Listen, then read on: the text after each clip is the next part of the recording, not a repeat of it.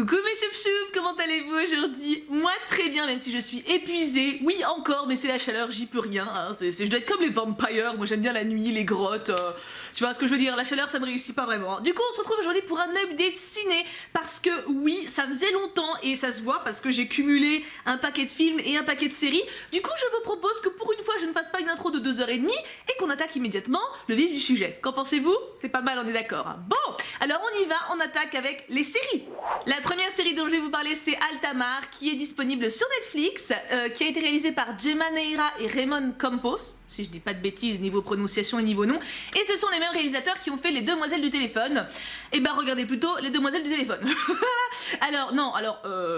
Comment vous dire, c'est très perché, mais c'est perché à un point de perchitude bizarre, hein. C'est assez étrange, c'est une espèce d'enquête policière sur un bateau, donc forcément c'est un espace clos où il y a des gens qui meurent, hein, et du coup il y a des enquêtes pour savoir qui est-ce qui les tue, et comment ça se fait qu'ils sont morts, et en même temps il y a une enquête parce qu'il y a un truc d'héritage chelou, et enfin voilà, en fait il y a 4 enquêtes en même temps avec des gens plus ou moins corrompus, on sait pas trop qui est corrompu, et ça aurait pu être génial, c'est d'ailleurs pour ça qu'on l'a regardé avec le Cux, parce qu'on s'est dit ça a l'air génial, il y a un putain de potentiel, et ben en fait ça l'est pas, voilà, non mais clairement c'est trop what the fuck, il y a trop de moments où t'es en mode what?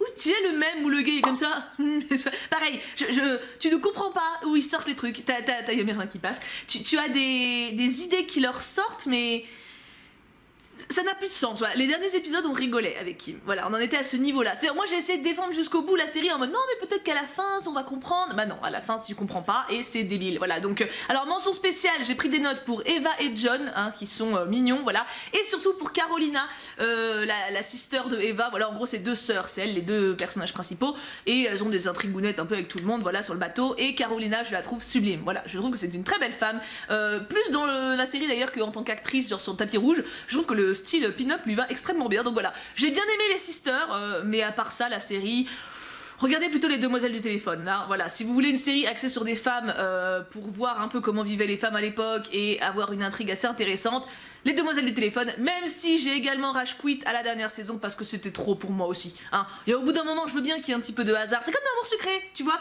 que t'aies un personnage qui a un problème, soit 2, pourquoi pas 3, bon ça fait beaucoup mais admettons 4, stop, un moment, hein, voilà, tu peux avoir de la poisse dans ton entourage, mais il y a un moment, si c'est chaque personne à qui tu dis bonjour qui a un problème vital, c'est que tu es quand même assez poissarde. Donc voilà, bref, tout ça pour dire Altamar, perso je vous dirais de passer votre chemin, voilà. Seconde série où là mon avis est un peu moins tranché, c'est The Society de Christopher Kaiser, encore une fois j'espère que je prononce bien.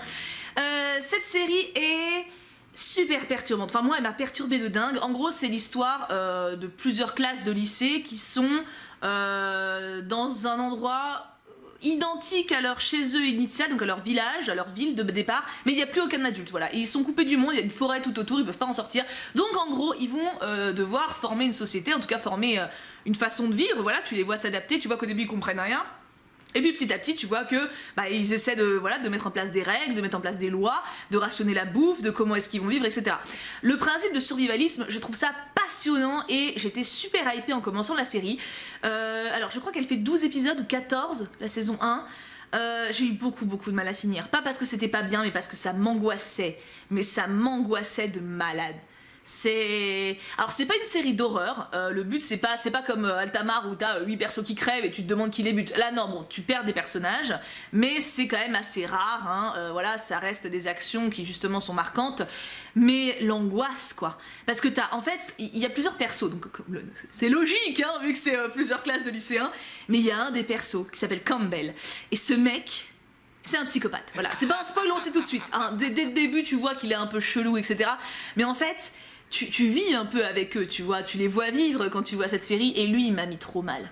Ah, il m'a mis en PLS mental. Ah mais je le vois, j'ai une crise d'angoisse, je peux pas. Ce mec, c'est mon cauchemar. Vraiment, je vois sa tête, c'est un peu comme Bryce ou Bruce dans Certain Reasons Why, tu vois. T'as des têtes, tu les vois, tu fais et à côté de Bruce, c'est un enfant de cœur, hein. Voilà, pour ceux qui ont vu Certain Reasons Why, j'ai vu que la saison 1, soit dit en passant, mais voilà, pour vous donner une idée, à côté de Bruce, il est sympa. Bruce ou Bryce, je sais plus, bah Campbell c'est le diable, voilà, Campbell je ne peux pas, il m'angoisse vraiment, et en fait les relations sociales entre les enfants, entre les adolescents, sont forcément décuplées, vu que c'est dans un endroit clos, comme un peu une colonie de vacances. Tous ceux qui sont déjà allés en colonie de vacances le savent, tout est plus intense en colonie de vacances, en camping, parce que c'est bref, parce que du coup tout est plus décuplé, comme on sait que ça ne va pas vivre terrible longtemps. Les amours de vacances en général sont les plus fortes, les séparations à chaque fois on finit en PLS alors qu'on se connaît depuis 2 semaines. Voilà, c'est un peu la même chose. Là ils sont dans une bulle entre eux, du coup forcément toutes les interactions sont extrêmes et c'est très très très stressant. Moi je sais que j'ai eu beaucoup de mal. Alors les persos, Dieu merci, les 3 quarts des persos sont pas très attachants, voilà, donc ils sont tous un peu cons, un peu désagréables, à part un ou deux, genre je pense à celle qui fait des sermons à l'église, je sais plus son nom, mais je l'aime bien, et bien sûr Grise. Grise c'est mon perso favori de toute la série qui est trop choupi, enfin voilà, un des rares mecs normaux en fait, parce que c'est ça que c'est un peu le reproche que j'ai pour la série en fait, c'est que le concept est génial, très prenant, très angoissant tout ça, mais c'est absolument pas réaliste. Enfin je trouve que c'est trop poussé à l'extrême. C'est genre par exemple, c'est pas un spoil, c'est vraiment le premier épisode je crois ou le deuxième, enfin voilà, les gamins donc sont livrés à eux-mêmes dans la ville et le premier truc qu'ils font, qu'ils se rendent compte que leurs parents sont pas là, ils se rendent compte qu'ils peuvent pas en sortir et tout. Qu'est-ce qu'ils font? La teuf dans l'église. Voilà. Et une partie de cache-cache en voiture ou je sais pas quoi, enfin genre, et puis une beuverie, une orgie le machin, tout le monde baisse, tout le monde picole sur les bancs de l'église, enfin vraiment. Est-ce que vraiment ce serait le réflexe? Et puis c'est pareil, c'est très... Alors ça part c'est un établissement américain de base, hein, donc voilà, il y a les sportifs, il y a les pom-pom girls, tu vois, t'as vraiment ces séparations-là, et c'est peut-être un peu trop poussé je pense, même si je sais qu'aux États-Unis c'est vraiment réel, hein, ces genres de rôles-là sont mis en avant vraiment dans les lycées, mais c'est quand même très stéréotypé et je trouve ça dommage qu'ils soient autant rentrés dans le stéréotype des genres de classe pour justement une série qui se veut sociétale, tu vois. Pour être vraiment réaliste, il faut en sortir un petit peu. Toutes les pom-pom girls sont pas des biatchs et tous les footballeurs sont pas des connards. Là t'as des nuances, hein, mais très peu quand même. Puis c'est pareil, au début t'as genre 3 bus et tu gères un groupe, au général t'en suis une vingtaine, donc les autres en fait c'est quoi? C'est que des Jean-Jacques. Voilà, t'as quelques petits points qui moi m'ont empêché d'être vraiment hypé et qui m'ont plus terrifié qu'autre chose. J'ai vraiment dû me forcer pour finir.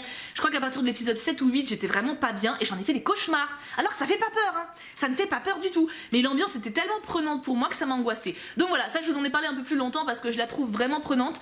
Et pour le coup je sais que vous êtes pas mal à l'avoir vue, il me semble, en tout cas sur Instagram vous étiez pas mal à m'en parler. Donc j'ai hâte d'avoir votre avis également. N'oubliez pas bien sûr, pour tout ce dont je parle dans cette vidéo, n'hésitez pas à me dire ce que vous en pensez en commentaire. Et c'est pas grave si vous pensez pas de la même manière, c'est pas un souci, soyez juste respectueux dans votre façon de le dire. C'est sûr que si vous dites t'es qu'une grosse conne, là non, là ça ne marche pas. Mais si tu dis oui bah moi je pense pas trop pareil parce qu'il y a ça qui m'a plu, bah, tu vois ce que je veux dire, un dialogue en fait, vous êtes intelligent, vous savez faire la nuance. Petite mention spéciale pour le personnage de Ali qui est joué par Kathleen Newton, qui joue également dans Détective Pikachu, donc je vous ai parlé dans le dernier update, j'ai fait plein de... je l'aime pas, voilà. Non mais c'était juste une petite parenthèse en plus, parce que c'est quand même le personnage principal, donc ça aide peut-être un peu à pas être attaché à l'histoire, peut-être. Voilà, je l'aime pas. Ensuite, une série que vous connaissez tous, je pense, et que j'ai découvert tardivement, vu que Netflix vient de la mettre en ligne, Glee, saison 1. Alors, je n'ai vu que la première saison intégralement, j'ai commencé la saison 2 et j'ai décroché. Voilà, c'est triste, mais c'est vrai. J'ai adoré la saison 1, pourtant, je l'ai enchaînée avec le Cux, genre, on était à fond, on regardait 2 épisodes par jour, on était vraiment à fond dedans. Mais en fait, la 2 pousse à l'extrême, je trouve, en tout cas dans ses débuts, ça m'a déplu. En fait, il y a quelques côtés très... théâtral, bon vous avez compris, voilà, très exagéré dans la saison 1 déjà, avec Sue, avec Rachel, avec Terry, enfin voilà, c'est des personnages qui sont casse-couille quoi, puis c'est vraiment théâtralisé de ouf, ils en font 3 caisses, et enfin voilà, surtout Sue genre qui pousse tous les persos, enfin voilà, je me souviens que ça m'avait détaché de base quand j'avais découvert la série il y a genre 10 ans, enfin voilà, quand elle est sortie quoi, et j'avais pas aimé à cause de ça. Là j'ai réussi à l'aimer dans la saison 1, mais au début de la saison 2, Rachel m'a gonflé as fuck, j'ai pas compris tout ce qui était attachant chez le personnage dans la saison 1, ils en ont juste fait une peste casse-couille, en fait ils ont juste poussé à l'extrême ses côtés pénibles, mais sans donner aucune crédibilité du coup au personnage, alors que dans la saison 1 j'avais vraiment appris à l'apprécier. Début de la saison 2 j'ai juste vu un stéréotype et ça m'a pas plu, du coup j'ai rage quit, mais après la saison 1 est vraiment cool, il y a des bons sentiments, il y a de belles valeurs, il y a de belles chansons, je pense que ça continue dans la suite, mais je pense que moi je vais m'arrêter à la 1 parce que elle m'a bien plu, et que la 2, je vous dis, j'ai regardé 4 épisodes et j'ai vraiment dû me traîner pour aller au bout. À chaque fois je levais les yeux au ciel, je me disais non mais ça suffit quoi, arrête, enfin voilà, donc le but d'une série pour moi n'est pas de m'énerver contre les personnages, enfin dans une certaine limite, hein. Donc voilà, après je pense qu'elle est quand même un peu surcotée, je demande, hein, c'est une question, parce que je pense que le côté comédie musicale, les chansons, et à l'époque c'était assez novateur d'avoir des personnages gays, d'avoir des personnages qui sortaient des sentiers battus justement, qui montaient un peu les outsiders, et je pense que c'est pour ça qu'elle a autant plu. Est-ce que maintenant elle a autant d'impact? Je ne sais pas. Moi je la trouve surcotée honnêtement pour ce que j'en ai vu, pourtant j'ai adoré la saison 1, Mais voilà, même avec la saison 1 qui m'a vraiment plu, je trouve que l'enthousiasme autour est quand même un poil exagéré. Par exemple, les chansons, oui, elles sont très bien reprises, mais je préfère quand même les originaux. Enfin, je veux dire, il y a des chansons qu'ils ont chantées que j'adorais, hein, mais à chaque fois, quand je suis allée sur l'ordi après, j'ai écouté les vrais, quoi. À part le Over the Rainbow. Celle-là, elle m'a marqué. La reprise d'Over the Rainbow du prof vers la fin de la saison 1 m'a énormément plu. Voilà, ça, ce passage-là, j'ai adoré j'ai trouvé qu'il y avait vraiment quelque chose dans l'interprétation, dans le moment qui était fort. Mais sinon, je trouve que c'est relativement oubliable, je dois avouer. Pardon, ne me tapez pas. Mais voilà, j'ai adoré la saison 1 quand même. Je sais que ça se ressort pas trop, mais c'est vrai, j'ai vraiment kiffé, j'ai passé des bons moments, j'ai ri, j'ai été émue, j'ai pas pleuré par contre. Et voilà, j'ai été sincèrement émue à plusieurs reprises. Et je comprends que ça ait plu. Maintenant, je me demande si ça plaît pas peut-être un peu trop. Enfin, je trouve que c'est quand même assez cliché dans plein de points. Donc voilà, ça restera une belle expérience, mais je ne pense pas continuer pour ma part. Ah, et j'adore Emma, voilà, parce que j'avais oublié de le dire. Niveau série, on est presque au bout, il me reste plutôt un assemblage de choses dont je dois vous parler, j'ai fait la liste. J'ai regardé une succession de 3 reportages sur Netflix, encore une fois, tout est sur Netflix de toute façon, c'est simple, hein.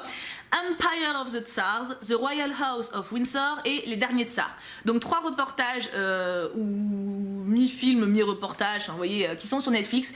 J'ai trouvé ça passionnant. Alors, The Royal House of Windsor m'a pas appris grand chose dans le sens où je me suis déjà beaucoup intéressée à la famille royale d'Angleterre et j'avais déjà vu The Crown, qui est une série incroyablement géniale et vraie historiquement parlant, donc super, c'est tout ce que j'adore. Mais c'était quand même instructif par rapport aux enfants d'Elisabeth, par rapport à son fils, par rapport à Lady Di. Enfin voilà, il y avait beaucoup de choses que je ne savais pas. Moi je m'étais arrêtée au règne d'Elisabeth en gros, enfin actuelle, hein, la reine actuelle. Je m'étais arrêtée un peu, je sais pas, début des années 80, etc. Enfin je m'étais jamais penchée sur son fils ou sur sa belle-fille. Et en fait c'était super intéressant d'avoir des détails historiques sur ce point de vue là. Et Empire of the Tsars et Les Derniers Tsars, alors Empire of the Tsars c'est vraiment reportage, c'est une journaliste qui va sur place dans les châteaux qui nous raconte les différents règnes de la famille Romanov. Donc il y a toute la famille, enfin toute la descendance Romanov. Et par contre Les Derniers Tsars c'est axé sur Nikolai, donc le dernier tsar impérial, le père d'Anastasia. Et j'ai bien fait de les regarder dans l'ordre. Donc j'ai d'abord regardé Empire of the Tsars, donc là on avait toute la lignée. Et après Les Derniers Tsars où là on avait vraiment axé sur Nikolai et c'était super intéressant parce que du coup j'avais les bagages dans ma tête très frais des tsars précédents, donc je comprenais mieux certaines décisions qu'il avait pu prendre, etc. Je ne peux que vous le recommander. Personnellement je ne connaissais rien aux tsars de Russie, mais alors que dalle. De manière générale la Russie je connais pas grand chose, je dois avouer. Autant voilà, la Grande-Bretagne, la France, je maîtrise à peu près la royauté de ce qui s'est passé pendant les siècles, autant la Russie, je connaissais rien à part Anastasia. Voilà, ce que j'avais vu du Don Bluth, quoi, c'est tout. C'est tout ce que je savais. Et ces reportages-là m'ont quand même donné assez de connaissances maintenant pour me situer et pour comprendre comment ils ont pu arriver à la révolution russe, à tout ce qui s'est passé en fait, à l'évolution de leur peuple, et c'était fascinant. Donc voilà, si vous avez un minimum de curiosité par rapport à ça, je ne peux que vous recommander ces 3 reportages-là parce qu'ils sont vraiment cool. Et The Crown pour la famille d'Angleterre, parce que cette série est géniale, en plus de t'apprendre des choses, tu te divertis, et ça te fait voir Elisabeth d'une façon très touchante et très réaliste en même temps, je pense. Et enfin, dernière parenthèse, je te fais parenthèse et je fais un guillemet, tout va bien, Dating Around, c'est encore sur Netflix, c'est une sorte de télé-réalité, si on peut dire. C'est des gens célibataires qui font du speed dating. En gros, ils ont 5 rencontres à l'aveugle et ils ne peuvent choisir qu'une seule personne pour leur second rendez-vous. J'ai bien aimé parce que j'ai trouvé ça assez humain en fait. C'était pas le côté télé-réalité, enfin c'était que des gens normaux, tu vois, qui y allaient. Donc il y a rencontre homosexuelle homme, rencontre homosexuelle femme, rencontre hétéro. Enfin voilà, il y a une personne âgée aussi qui est veuf, qui essaie de rencontrer une nouvelle femme, pas pour se marier mais pour partager quelque chose, pour finir sa vie. Et il y a de très beaux moments, des moments qui font réfléchir, des moments qui te font rire, et j'ai trouvé ça mignon. J'ai pas mis ça dans la catégorie télé-réalité comme on pourrait avoir chez nous. Il n'y a pas de meuf avec des gros boobs qui racontent des conneries en gloussant vers la caméra. Enfin, là t'as vraiment des personnes qui essaient de se rencontrer, qui essaient de voir si quelque chose peut coller, et c'était intéressant et joli. Donc voilà, ça je vous en parle parce que j'ai trouvé ça mignon, et c'est le genre de truc que j'aime bien regarder quand je mange le midi parce que j'ai pas beaucoup de temps, et du coup bah voilà, ça me fait une petite parenthèse de 20-30 minutes, et c'est sympa, je mange, ça détend, tu vois, c'est pas un truc où tu te prends la tête.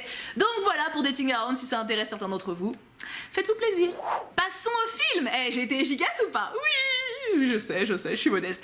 Alors, nous commençons par Yesterday, réalisé par Danny Boyle. C'est un film qui parle donc de Jack, qui est un musicien doué, mais qui ne perce pas. Voilà, c'est comme il y en a des milliers, hein, des personnes qui sont douées, mais qui n'arrivent pas à sortir du lot. Et en fait, il y a une espèce de bug à un moment, et tout le monde oublie l'existence des Beatles, sauf lui. Ce qui fait que c'est pas un spoil, c'est la bande-annonce, hein, c'est vraiment le synopsis, c'est même marqué sur l'affiche, donc c'est pas un spoil. Et du coup, c'est le seul à se rappeler des chansons, donc il se les approprie en fait et il les chante et il devient connu, voilà. Alors j'ai trouvé ça très dommage, voilà, parce que ça aurait pu être un excellent film et que c'est juste un bon divertissement. Parce que pour moi, le réalisateur a pas osé aller en fait en profondeur. Il est resté très dans le divertissement. Genre, je pense par exemple à la manager de Jack à un moment, donc quand il devient connu, il a une manager, hein, voilà. Et alors c'est drôle, hein, ils ont vraiment fait une harpie, genre la meuf elle arrive, elle hurle, elle te parle trop mal, mais c'est cliché, mais c'est vraiment genre, c'est tellement gros que c'est même plus drôle en fait. Il y a des moments où vraiment dans la salle, c'était gênant. Genre c'est pas drôle, tu vois, c'est gimmick, c'est genre hey, qu'est-ce que tu fais, hey, stop meuf, arrête, c'est pas crédible une seconde, on n'est pas dans un cartoon, tu vois, c'est un être humain, genre faut être un minimum réaliste, tu vois. Et là c'est trop. La meuf à un moment elle arrive, genre tout au début elle fait bon écoute, si tu veux être une star, écoute, je te coach et tout, par contre je te prendrai du coup quasiment toute ta thune, et puis bon quand tu seras dépressif et suicidaire, et dans ce cas là je te jetterai comme une merde. Lol, c'était la touche humoristique. Non, c'est pas. Et encore, c'était le moment le plus drôle que je viens de vous dire. C'est vous dire le reste, hein, non, parce que ce personnage était foiré. C'est pas la faute de l'actrice, hein, c'est clairement sa direction. L'actrice fait ce qu'on lui a demandé, mais lâche quoi, lâche. Et c'est dommage parce que vraiment le film a un putain de potentiel. En plus, il y a Lily James qui joue la copine de Jake qui s'appelle Ellie, et Ellie en plus comme dans là-haut, voilà, donc déjà le prénom, moi il y a une petite tendresse. Et Lily James c'est une de mes actrices favorites, voilà, je l'adore. Elle a joué dans Mamma Mia, que je n'ai toujours pas vu mais que je veux voir, mais je connais les chansons par cœur. Elle a joué dans Cendrillon, bien sûr, c'est elle qui joue Cendrillon dans le film de Disney. Voyez ce film, il est magnifique. Vraiment, ça c'est un remake qui mérite d'exister, pas comme d'autres, mais on y reviendra.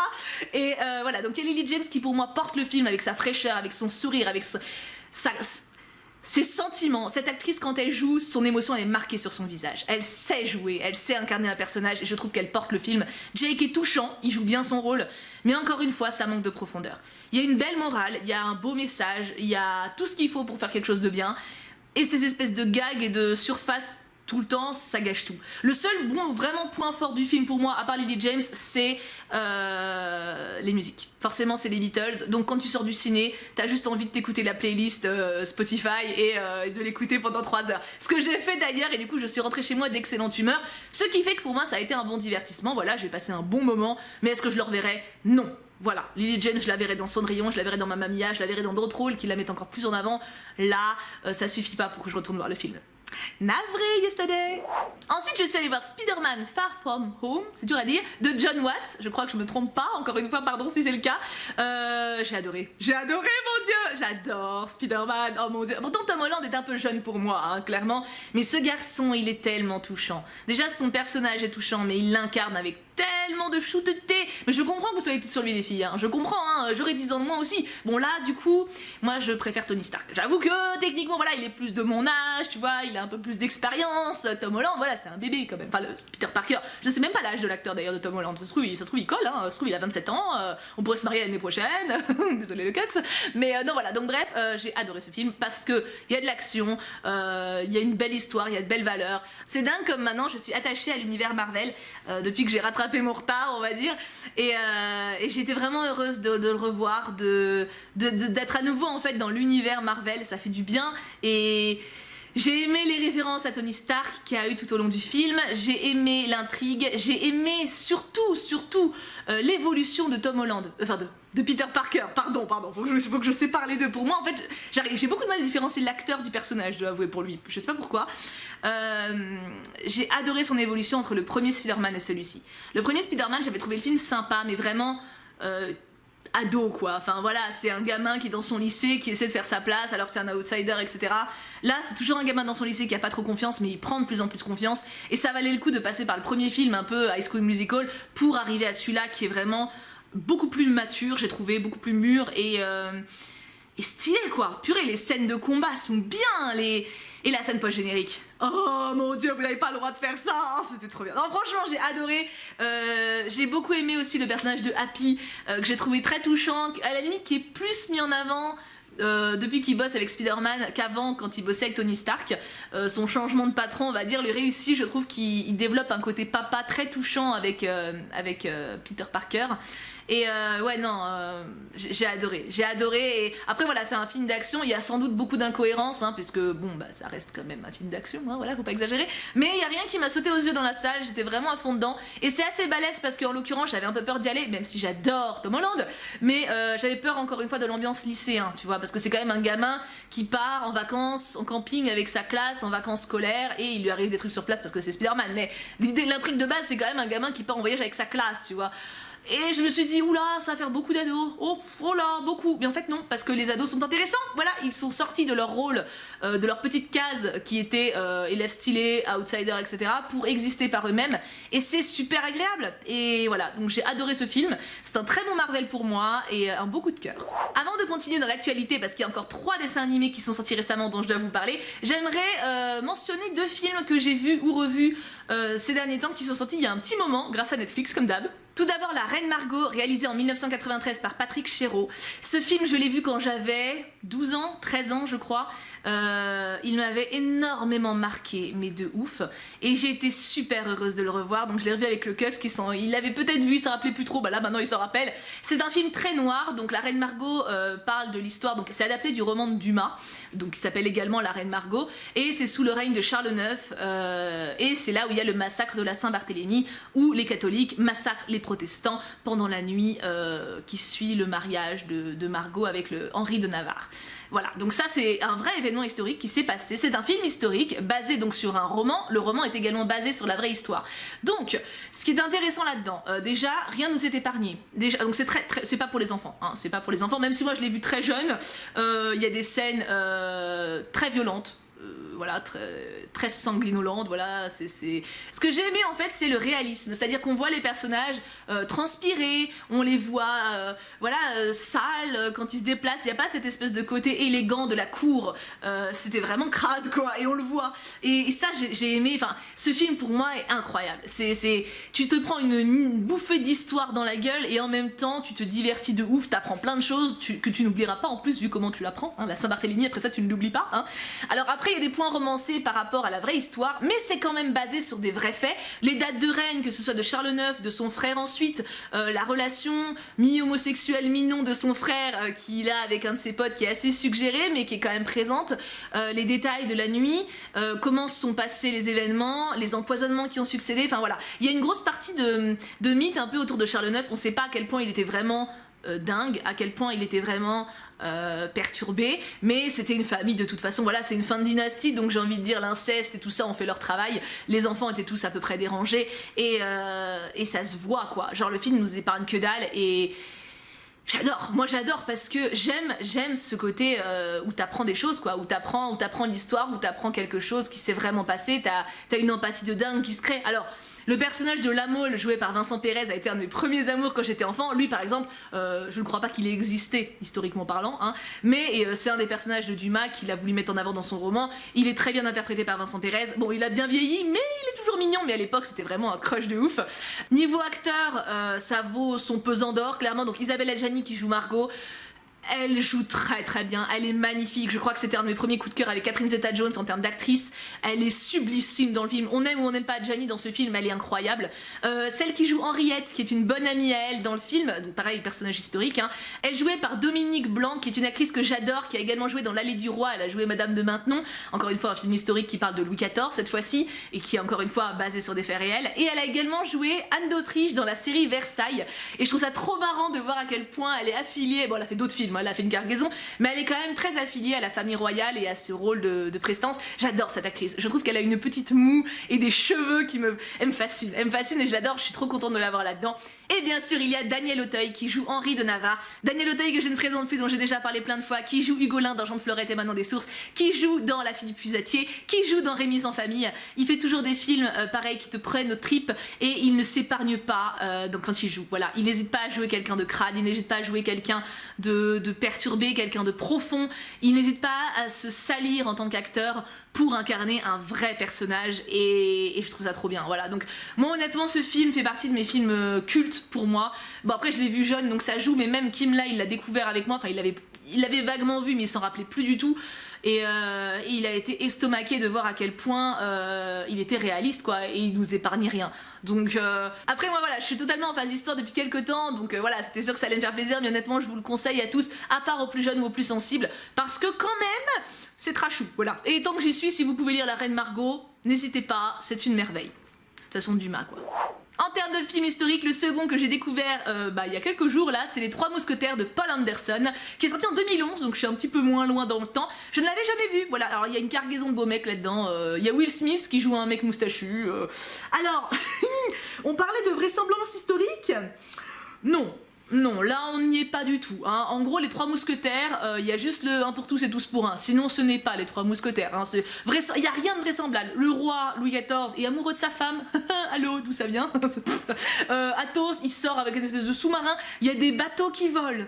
Voilà, il y a des bateaux qui volent, non mais c'est perché, hein. Mais si vous voulez un film marrant avec des beaux gars qui font un peu leur mec, genre ah ouais, t'as vu, t'as vu, on se bagarre et puis je te mets l'épée dans le chapeau pour montrer que je sais me battre et je te lance une punchline. Voilà, si vous voulez des mecs qui font un peu leur mec, c'est rigolo, c'est divertissant. Je l'ai vu en 2 fois, de toute façon je vois quasiment tous mes films en 2 fois parce que j'aime pas passer trop de temps devant la télé, donc en général je coupe en 2. Je l'ai vu en 2 fois, je me suis beaucoup amusée.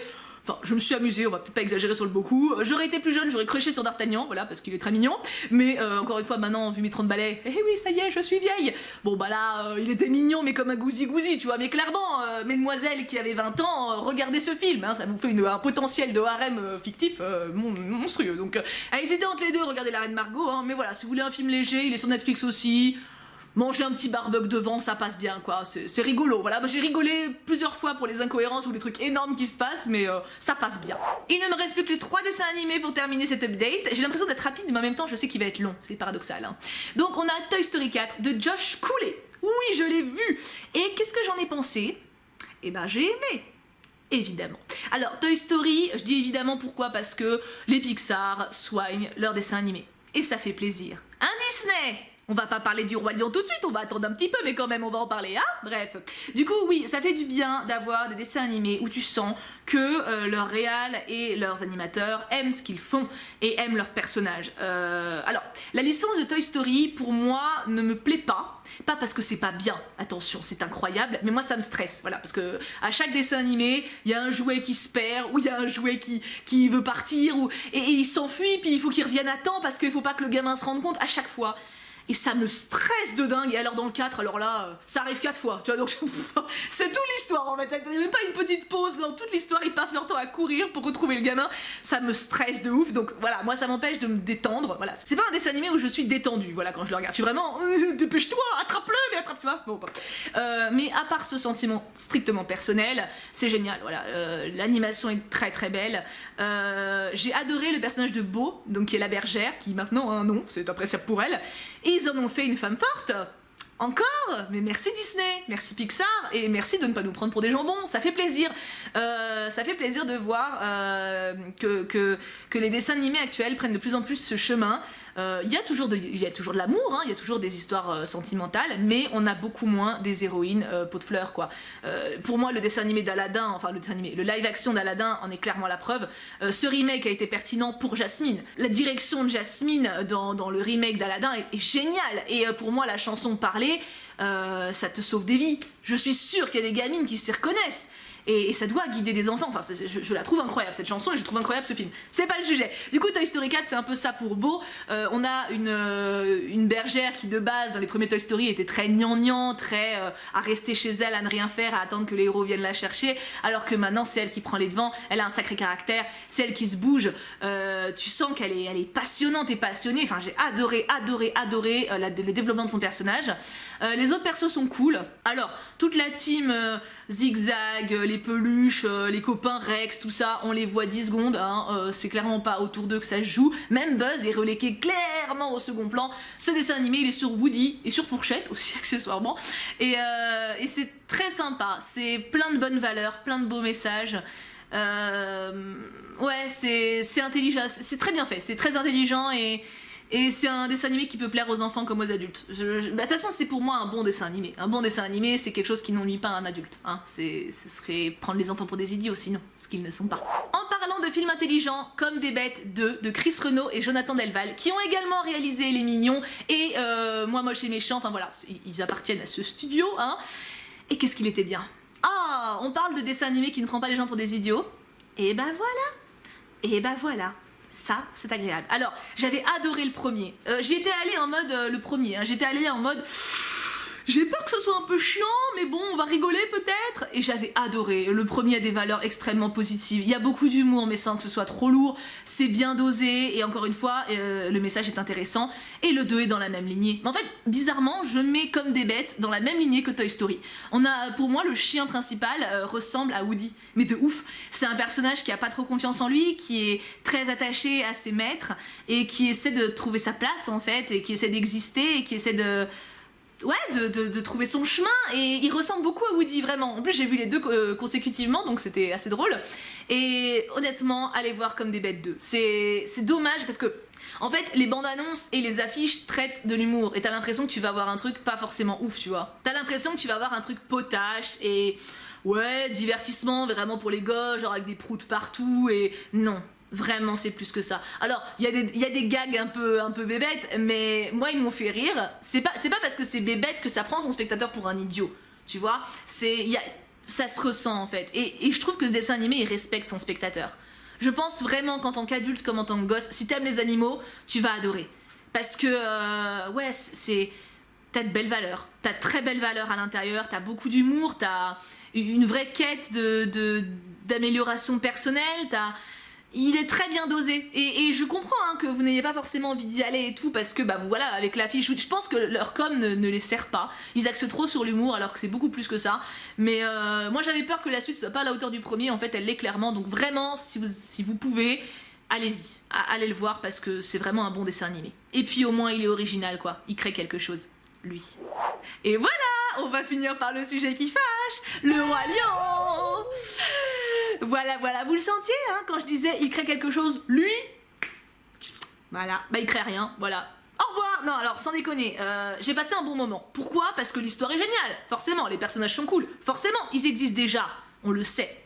On le sait qu'ils sont géniaux. Les chansons sont belles. Oh, quelle surprise, elles existent déjà. Maintenant, est-ce que je le reverrai? Oui, mais en dessin animé. Ça n'a aucun intérêt. Ce film n'a aucun intérêt. Et que quand je vois le succès qu'il a, ça me rend ouf. Parce que il y a des bons remakes. Il y a eu des très bons remakes Disney. Cendrillon, Lily James, voilà. Cendrillon, pourquoi? Parce que ça apporte une autre dimension au personnage. C'est une autre histoire. Il y a une très belle histoire entre le prince et elle. Le personnage de Cendrillon est incroyablement beau et touchant. Les scènes sont sublimes. Bref, je vais pas vous faire une critique, mais Cendrillon... Voilà, tu vois. Aladdin, ok, ça c'est un bon remake. Il est pas parfait, il y a des choses qui... Mais au moins ils changent et ils essaient des choses. Très bien. Il y a des points communs avec le dessin animé, peut-être un peu trop, mais ils changent des choses. Le Roi Lion, à la virgule près, c'est la même chose. La scène d'intro, c'est de l'histoire de la vie, bah c'est pareil. Le flamant rose qui s'envole, à la seconde près, c'est le même mouvement que l'animé. À quoi ça sert? Putain, ils auraient au moins pu faire partir, je sais pas, un autre flamant rose en même temps, où tout est pareil. Ah, ça me rend folle. Et il a fait un succès de dingue. Pourquoi? Alors il est beau, c'est vrai, non mais c'est vrai, j'ai pu le regarder sans... C'est joli, c'est joli, mais putain, ça vaut pas le succès, ça vaut pas le succès qu'il a là, ça le vaut pas. Je suis désolée, hein. Alors, je comprends qu'on l'ait apprécié, parce que c'est le Roi Lion, oui, c'est bien, évidemment que c'est bien, je suis sortie avec le sourire, évidemment, l'histoire est géniale, mais encore une fois, elle existe déjà, et ils n'ont rien apporté. J'ai rien contre le fait d'adapter plusieurs fois la même histoire. Si vous regardez Les Misérables, par exemple, encore une fois, je prends une source que j'adore, Les Misérables de Victor Hugo, il y a eu combien d'adaptations au cinéma de ce film? Je ne sais pas, mais au moins 4 ou 5, c'est obligé. Rien que Les Misérables en comédie musicale qui sont sortis il n'y a pas si longtemps que ça. Mais en cinéma français, il y en a eu au moins 3 différentes, avec Bourvil, avec Depardieu, enfin... Et à chaque fois, c'est différent. Pourquoi? Parce qu'ils n'ont pas fait les mêmes lignes de dialogue, parce qu'ils n'ont pas fait le même décor à la pierre près. Non, ils ont à chaque fois apporté quelque chose de différent. Une autre façon d'interpréter un personnage, une autre façon de jouer un personnage. Là, il n'y a rien de différent. Putain, même Nala et Sarabi, j'y ai cru. J'ai cru qu'ils allaient pouvoir nous les développer, parce qu'on est d'accord que c'est un peu frustrant dans le dessin animé. On disparaît pendant 10 piges, on sait pas ce qui se passe. Enfin, 10 piges, en âge lion, quoi, en 1 an. Mais, non, 2. Mais on sait pas. Donc là, j'ai eu un moment où on les voit parler toutes les deux, où Sarabi a 2 répliques qui ne sont pas dans le dessin animé. Je me suis dit, ah, ils vont donc développer Sarabi. Mais que nenni! Mais que nenni! Elle a eu 2 lignes en plus, voilà, pour dire que elle est sympa, quoi, enfin que elle baissera pas la tête devant Scar, enfin je sais pas. Pourquoi? Mais pourquoi ils ont fait ça? Si je sais pourquoi, ça marche. Alors je ne suis pas contre les remakes, vraiment, je vous dis, j'en ai encore cité 2, mais Aladdin et Cendrillon sont des bons remakes parce qu'ils apportent quelque chose. Un remake n'est pas une mauvaise chose si tu apportes un truc différent de ce qui a existé avant. Là, il n'y a rien. Arrêtez avec ça, je veux dire, ok, c'est pas les mêmes dessins, mais dans ce cas-là, moi je te les dessine sur Paint, ça va pas être les mêmes dessins non plus. Enfin, bon ok, ça sera moche, moi, mais vous voyez ce que je veux dire, quelqu'un qui dessine bien, n'importe quel artiste super doué, enfin voilà, non, je suis désolée, ça suffit pas. Donc je l'ai vu, j'ai passé un bon moment, mais le film en lui-même n'a aucun mérite à ça. Voilà, rien du tout. Les acteurs, je l'ai vu en VF, oui, la VF est correcte, même si la voix de Simba adulte est très jeune, donc je crois que c'est le gars mignon, là, comment il s'appelle, le petit blond, bon, j'ai plus son nom, je vous mettrai sa photo, c'est lui qui le double, donc voilà, il est assez jeune lui-même, mais ça fait assez étrange, parce que Simba a quand même une tête de lion adulte, et puis il a une voix assez juvénile, donc ça tranche un peu, sinon, mais c'est joli, tu vois, enfin voilà, les voix sont jolies, les chansons sont sympathiques, même si soyez prêtes, sérieusement, ça vous aurait coûté quoi de la chanter en entier, et pas de chanter 3 phrases? Ah oui, parce qu'il n'y a pas soyez prête. Pourtant, le mec sait chanter, hein. Il fait deux notes chantées très justes, très longues et tout. Pourquoi il n'a pas tout chanté? Pourquoi? Je sais pas. Je ne comprends pas ce film. Je ne comprends pas l'intérêt. Et c'est flippant, hein. Parce que s'ils nous font pareil pour tout, on n'est pas rendu, hein. Tous les films avec les animaux, s'ils nous les font pareil au mot près, mais ça marchera pas les autres, ce qui marchait pas autant. Genre le livre de la jungle ou La Belle et Clochard avec exactement les mêmes dialogues, tout le monde s'en fout. C'est juste que c'est le Roi Lion, voilà, tu vois, c'est... Ah. Bref, du coup, voilà, pour moi c'est une déception, le Roi Lion. Encore une fois, j'ai passé un bon moment, mais le mérite n'en revient pas au film, le mérite en revient à l'œuvre originelle, de Disney également d'ailleurs, mais je peux pas blâmer les gens d'y être allés, j'y suis allée moi-même et t'es curieux, tu vois, c'est normal. Mais j'espère qu'il va se vautrer à la vente de DVD, j'espère vraiment, parce qu'il y a aucun intérêt à l'avoir chez toi, quoi. Le dessin animé est mieux. Clairement, donc vraiment, pour moi, hein, si vous devez aller au cinéma et que vous hésitez entre 2 dessins animés, allez voir Comme des bêtes 2, s'il vous plaît. Parce qu'il va se faire, il va forcément moins bien marcher, parce que bah, le Roi Lion, tout le monde veut le voir, et alors qu'il est vraiment bien, quoi. Il est vraiment bien, et puis il est original. Voilà, ils ont créé quelque chose, ces mecs-là. Ils ont créé quelque chose. Le Roi Lion, il a juste copié quelque chose qu'ils ont déjà fait par le passé. Il n'y a aucun intérêt. Voilà, donc après, c'est bien dessiné encore une fois, hein, mais ça suffit pas pour moi. Désolée. Et voilà, j'ai fini. J'ai l'impression d'avoir beaucoup parlé, mais en même temps d'être encore très en forme. Ça, c'est étrange. D'habitude, la fin de mes updates, je suis au bout de ma vie. Là, vous voyez, j'ai pas repris ma respiration pendant de longues secondes. C'est que je suis encore en forme. Chouette. Du coup, mes amours, on se laisse là. Comme d'habitude, n'hésitez pas à me dire ce que vous avez vu, vous, depuis le dernier update. Donc, ça doit faire quand même pas mal de films ou de séries. Et ce que vous avez pensé de ce dont j'ai parlé aujourd'hui, si vous êtes d'accord avec moi, si vous ne l'êtes pas.